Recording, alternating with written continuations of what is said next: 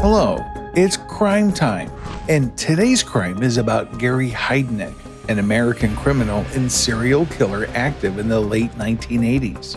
His name is etched in the depth of criminal infamy, synonymous with a level of horror and depravity that defies belief. He is known for his horrific crimes, which included kidnapping, torturing, and murdering several women in Philadelphia. Heidnik lured his victims into his home, where he kept them in a pit in his basement, subjected them to extreme abuse, and ultimately killed them. The Philadelphia resident orchestrated a series of crimes so gruesome and terrifying that they shocked the world. Heidnik's home became a nightmarish dungeon where his victims faced unspeakable torment, their suffering marked by extreme cruelty. Gary Heidnik's life story began on November 22, 1943 in Eastlake, Ohio, but his early years were anything but ordinary. From the start, he faced a tumultuous upbringing that would profoundly shape his future. His childhood was marked by deep family strife and personal turmoil. His father, Michael Heidnik, was an alcoholic who abandoned the family when Gary was still very young, leaving behind a void that would never be filled. The departure left Gary and his mother, Louise, to fend for themselves in a harsh and unforgiving world. Louise Heidnik was known for her overbearing and emotionally abusive nature. Her constant criticism and lack of emotional support created a home environment that was far from nurturing. Financial instability compounded their difficulties, creating a chaotic and stressful atmosphere that permeated every aspect of Gary's life. As if these challenges weren't enough, Gary's parents' marriage ended in divorce due to Louise's alcoholism. This upheaval forced Gary and his older brother, Terry, to move in with their father, who had remarried. This new chapter in their lives was fraught with its own set of problems. The brothers were deeply unhappy with their new stepmother and felt alienated in their own home. Their father, who had sided with his new wife, was often seen as unsympathetic to their plight. The punishments meted out by their father was severe in public. For minor infractions, such as wetting the bed, Gary was subjected to humiliating punishments.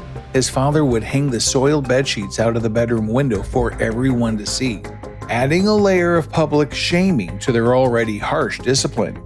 These early experiences of neglect, emotional abuse, and public humiliation left Gary Heidnik scarred and socially awkward.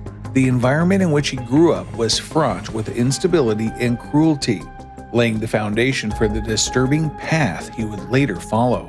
In some cases, Michael would punish Gary by dangling him out of the window, holding him by his ankles, and shaking him. This form of punishment was not only frightening, but also deeply humiliating to the young boy. As a child, Gary suffered a serious injury when he fell from a tree, severely smashing his skull. The accident resulted in a misshapen head, which caused him significant physical and psychological problems. At school, his classmates cruelly nicknamed him Football Head because of his deformity. This added to the feelings of isolation and contributed to his already troubled emotional state. By the age of 18, in 1961, Gary's life took another major turn. Encouraged by his father, he dropped out of high school and enlisted in the U.S. Army. He was stationed in West Germany during the summer of 1962. However, his time in the military was relatively short-lived. He was honorably discharged a year later and received a full disability pension. During this time, he was diagnosed with schizoid personality disorder, a condition characterized by a lack of interest in social relationships and a tendency to be detached from reality. In 1964, Gary began studying nursing at a school in Philadelphia, Pennsylvania. He successfully completed his nursing courses within a year and secured an internship at Philadelphia General Hospital. This period of his life seemed promising as he pursued a career in healthcare. By 1967, Gary had purchased a 3-story house and began frequenting the Elwyn Institute, a facility dedicated to caring for developmentally disabled individuals. His engagement with the Institute marked a new chapter, but his increasingly erratic behavior and troubled past would soon overshadow these efforts. Gary made his first of many suicide attempts after his mother committed suicide by overdosing on medications and alcohol in 1970, which resulted in frequent hospitalizations. After founding the United Church of the Ministers of God, Gary took his aspirations a step further by establishing his own church, known as the Church of Heidnik. As the ordained minister, Gary adopted the title of Brother Heidnik. He began with an initial investment of $1,500, which he placed in a Merrill Lynch account. Through this investment in his church activities, he managed to accumulate a significant amount of money, making at least $500,000. In 1976, Gary decided to sell his house and purchase a new 3-story property. He moved into this new house with his girlfriend, Jeanette Davidson, who had mental disabilities. To help with expenses, he rented out 2 of the floors to tenants. For a time, it seemed that his life was on a more stable and successful path. With his financial ventures and new living arrangement, he later assaulted one of the house tenants. In 1978, Gary had his first child, a daughter named Maxine, with his girlfriend, and later abducted her sister Alberta, who was also mentally disabled, from an institution in Harrisburg. However, his past actions caught up with him. He was later arrested and charged with aggravated assault, then multiple charges of abduction and rape when the woman was found chained in his basement. While the aggravated assault charges were dropped, Gary served 3 to 7 years in prison for the other charges but was released in April 1983. After his release, he bought a third house in 1984 and began actively promoting his church. He continued to try to reinvent himself and gain public attention. The following year, he married Betty Disto, a mail-order bride from the Philippines. Despite this new relationship, Gary's personal life remained troubled. Betty discovered that Gary was having affairs with multiple women. The situation became even more strained when he forced Betty to watch him have sex with other women. The marriage did not last long due to these issues. After their divorce, Betty revealed that she had given birth to Gary's son, Jesse John Disto, during their marriage. Gary was unaware of the child until Betty demanded child support following their separation. This revelation added another layer of complexity and conflict to Gary's already tumultuous life. Gary's criminal activities began in the 1970s. He had a history of mental health issues, including paranoid schizophrenia, which contributed to his increasingly erratic and violent behavior. His early criminal acts were relatively minor compared to the severity of his later crimes. By the mid-1980s, Gary's behavior had escalated dramatically. He began to engage in more serious criminal activities, including kidnapping and assault. In 1986, he began to abduct women, luring them to his home under false pretenses. His first known victims were kidnapped and held in a pit he had constructed in his basement. This pit became the scene of unimaginable torture and abuse. The cycle of horror was eventually broken when one of Heidnik's victims, Josefina Rivera, managed to escape in January 1987. Her brave escape and subsequent report to the police led to the discovery of Gary's crimes, his arrest, and his eventual conviction. This little clip just shows how this man had no remorse for his cruel actions when he was interviewed after he was caught. Instead, he explained the reasons for his own actions and terrible methods of treatment with his victims. Even in the clip, his unstable psychological condition is mirrored by his facial features and bodily gestures. Gary wanted to make a harem for himself and desired to have tons of sex slaves, so he began his goal by kidnapping vulnerable women around him. His series of abductions and rapes began in 1986. On November 25th, Heidnik took home Josefina Rivera, an African-American woman who was a part-time sex worker. After having sex with her, he choked her into unconsciousness and dragged her body to chain her up in his basement. Gary devised an evil plan by digging a pit in the basement floor and throwing Rivera in it. She was put into the pit like an animal thrown in a well with no escape out, and the pit was then covered by a weighted board to prevent her from escaping if she ever tried to escape or misbehave. On December 3, 1986, Gary again abducted another poor victim, mentally disabled Sandra Lindsay, who was pregnant with his child earlier, but she had an abortion, which made him mad about her actions. He fed the 2 women irregularly, kept them half naked, and raped them repeatedly. On December 23rd, he brought another innocent girl, Lisa Thomas, a 19-year-old girl, to his home. He drugged her and put her in the basement along with the other women. A week after this incident, on January 2, 1987, he abducted Deborah Dudley. While she was held captive, her period of captivity was way more painful than the others.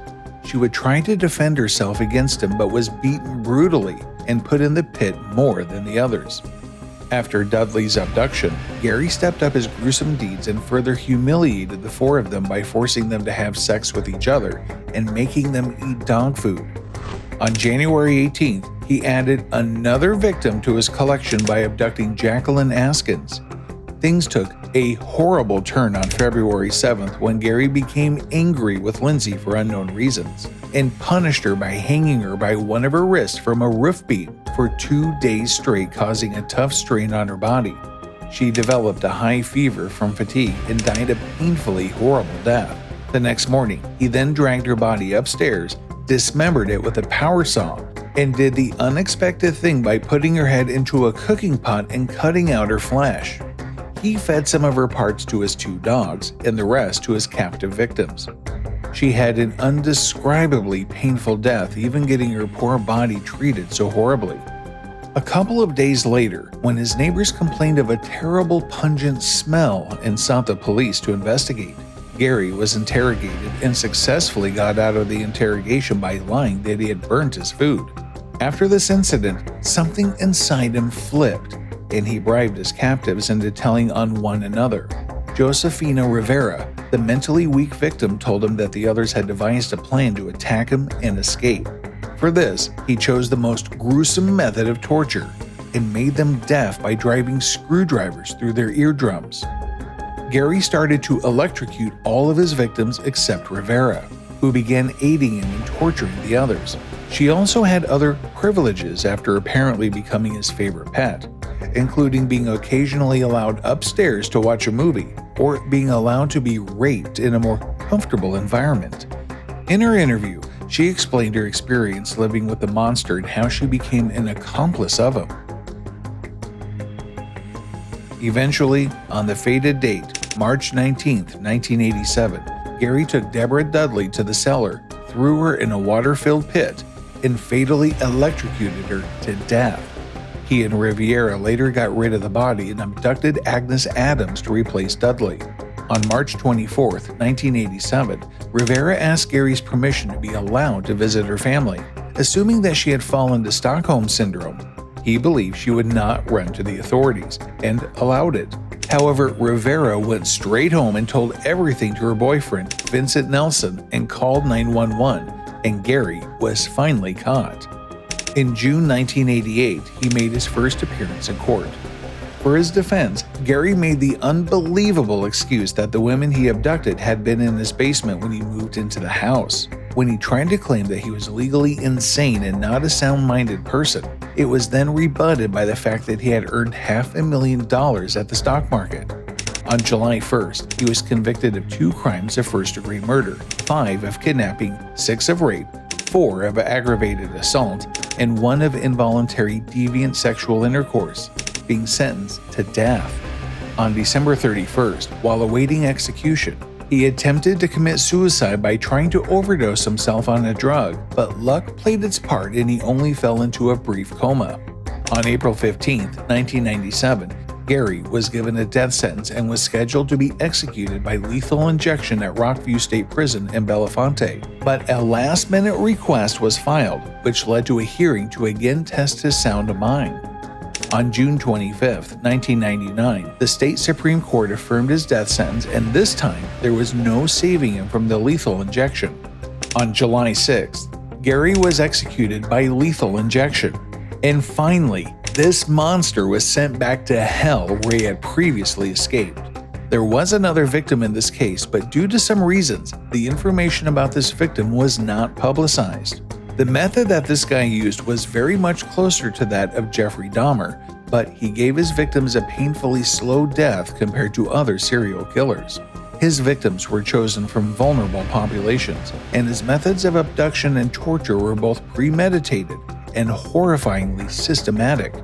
If you enjoyed this video, you might want to check out this one.